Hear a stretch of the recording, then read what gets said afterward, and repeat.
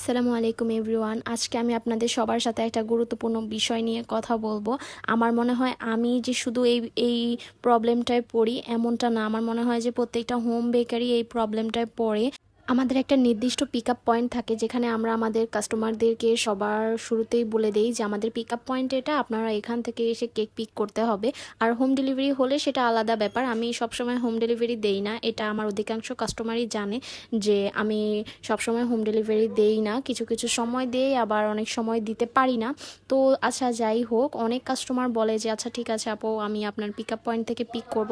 কিন্তু যখন কেক নেওয়ার সময় আসে তখন সে বলবে যে আপু একটু রাস্তার সামনে আসেন, একটু অমুক জায়গায় আসেন, একটু তমুক জায়গায় আসেন। কেন? আপনাদের সাথে তো আমাদের কথাই হয়েছে যে আপনি আমাদের পিকআপ পয়েন্ট থেকে এসে কেক নিয়ে যাবেন। এখন আমি আপনাদেরকে একটা ছোট্ট উদাহরণ দেই।